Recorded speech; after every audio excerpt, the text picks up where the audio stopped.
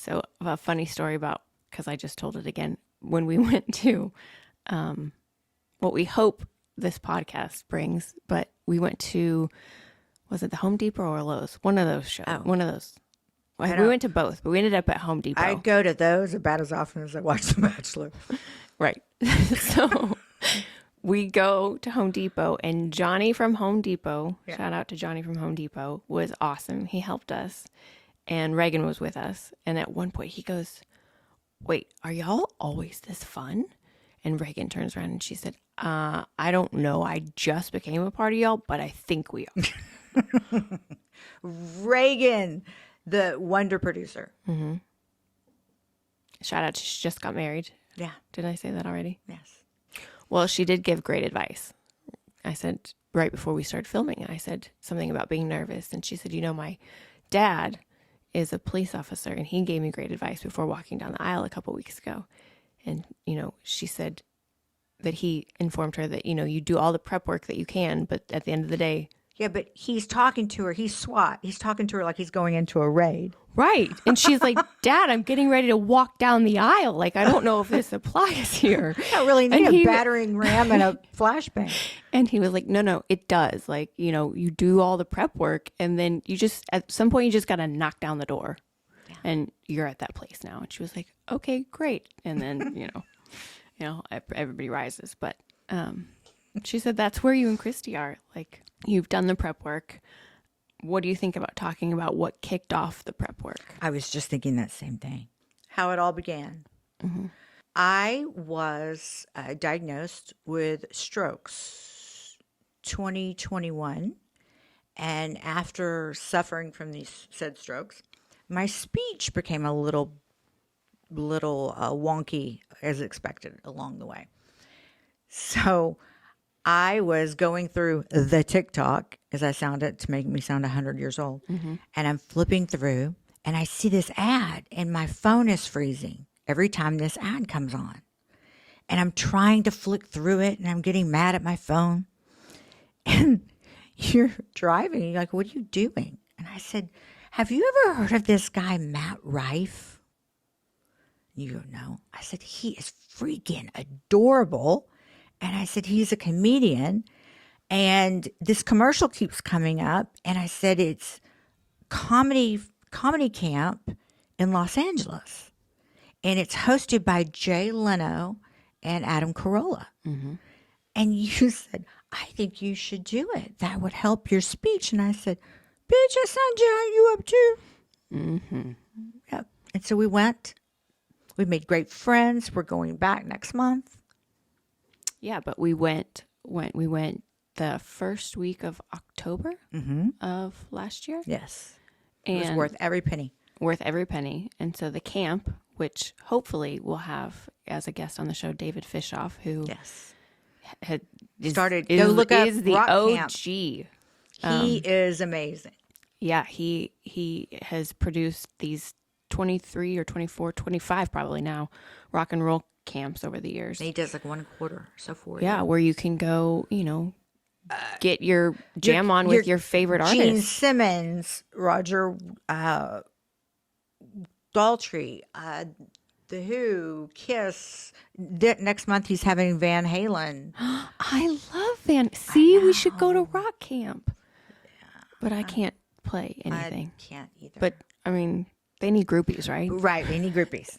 That's it. So David Fishoff has put on these rock camps. You go to for all Amazon these years and watch. There's a movie called Fantasy Rock Camp or just Rock Camp.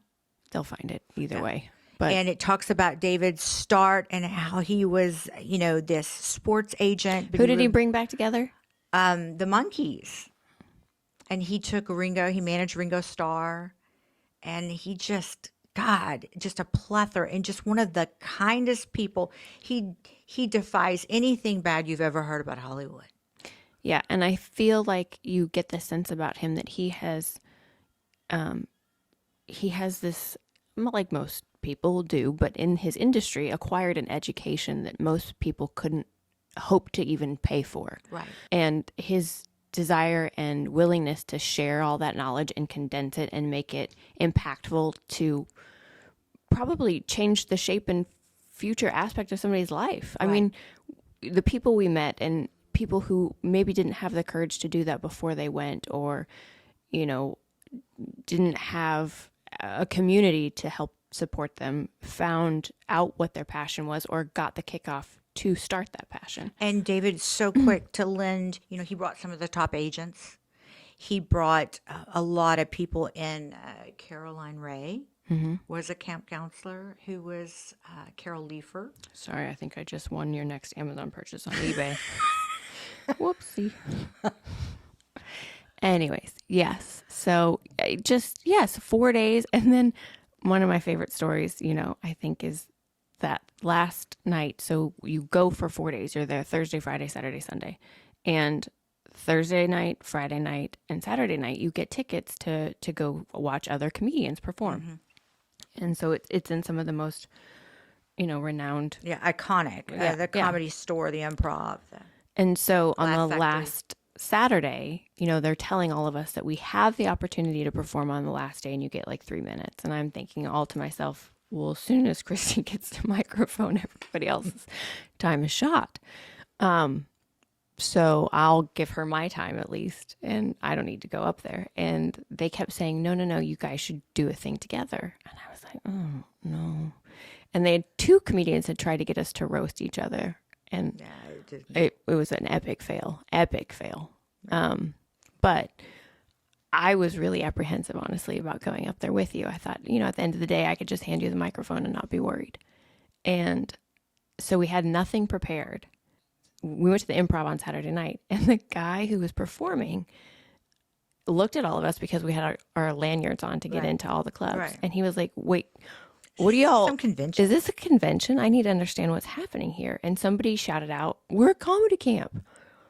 And he was like, he looked around the audience and he saw this like curiously terrified look on, I think, all of our faces, and realized there was a lot of us at comedy camp. And he was like, I need to run down. What does this mean? And somebody said, well, Jay Leno, Adam Carolla, you pay X amount of dollars, like, $4,000, and you get to come for 4 days. And then on the final day, you get to perform here tomorrow. And he was like, oh, wait, what? It was like somebody had let all the air out of a balloon.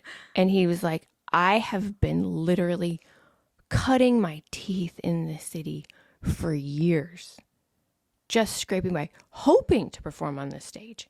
And y'all bought passes. You are those bitches. And we're like, we're here. Like the people at Disney that come with a VIP host. Yes. That goes to the front of the mean, line. I kind of hated us in that moment for him even. But he was very kind, gave us some great advice, and, all the shows were fantastic. But then, on the final day, we snuck off in a corner with, I think, both of our iPads. Well, we begged every other person to go before us so we could write a script. Like, what are we going to talk about? And, it was effortless, I think, at the end of the day to get it finished. But the response from people saying, like, why aren't you at least sharing this on some aspect? Or, you have something. Or every time we go someplace, people either ask us what? Are y'all related? Are y'all sisters? And if we don't answer that or we do answer that, then they ask us, How'd y'all meet? Without fail. People are nosy. People are nosy. But so when we left there, we realized that we were onto something, and we got some great advice from Jay Leno, and he was like, keep it authentic. Can I just brag on Jay Leno? He was. If you've ever heard anything bad about the man, I promise you it was a lie. I've never heard anything bad about it. I just, I could not have been more profoundly delighted. So humble, zero ego. I mean, and to give the advice he gave that, when he would have content sent in from writers, he didn't want anybody's name on it. He didn't want to know if it was a man or a woman, how old they were, whatever. He didn't want to know anything. Show any favoritism. Just give me the content. And that to me in that era, I guess, kind of is a big deal. Yeah. Especially with all the Me Too stuff that came out. Like, I don't know. I think my tendency is to assume not the best in most industry men of that age. Well, I mean, you look at Johnny Carson had something like 8 or 9 wives. What? Yeah, or 5. I don't know. He had a small NBA, I feel like I should tell WNBA people team. before we get too deep into this that I didn't watch TV for like any of my life prior to Weren't knowing you you. Amish? Well, close. I mean, no. From Iowa, yes. I And don't this know. isn't throwing shade on the Amish, so nobody come at me. They're not going to hear it anyway. I mean, I could go. Maybe I might have better luck getting a radio from them. Exactly. No, not Amish. But so a lot of times, I might know stuff from the 80s because when I was growing up and lived with my grandparents, I watched what they watched. So I got 80s television. But the 20 years really prior to knowing you, it was either the Golden Girls or reruns of Cheers or old clips of John and Marlena from Days of Our Lives. But that's I've never seen any of those. it. That's it. Maybe on a good day, I'd watch our favorite movie, which is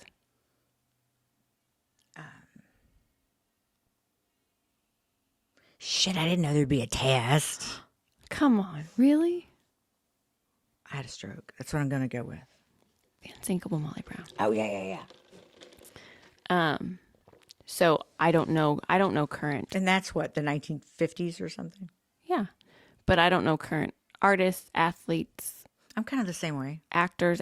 Like you watch any of the Grammys or the Emmys or I don't know who anybody is. I mean, I feel like right now the only person who I know is Bunny and J-Lo. Jelly Roll. I love them. Can I just say I'm obsessed with Jelly Roll and Bunny? They just look like so much fun. Mm-hmm. And they have no filter. And for some reason, some of the stories that she retells and shares, I would feel uncomfortable if somebody I knew reiterated some of those intimate But details. she doesn't. She does it, and it's endearing and warm. I mean, That is so true. you know, if somebody said, "Yeah, I used to make 20,000 a night as a hooker,"